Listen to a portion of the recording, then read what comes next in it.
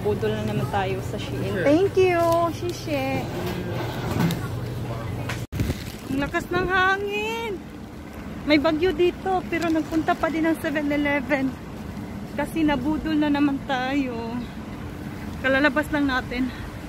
Lakas ng hangin, oh. Oh. Tingnan nyo nung lakas ng hangin. May bagyo dito, pero lumabas pa din tayo. Magbagyo na nga lang. Budol pa tayo sa 7-Eleven. Malakas ng hangin, my goodness. Oh.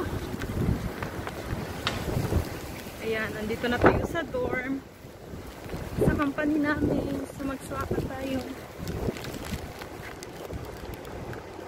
Tutunog yan. O, diba? So, nandito na tayo.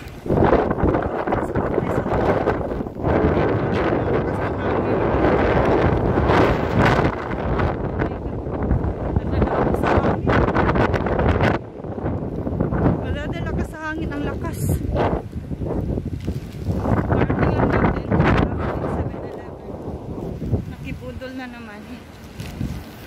So, ganyan talaga ang buhay pag kinakailangan. Bye-bye!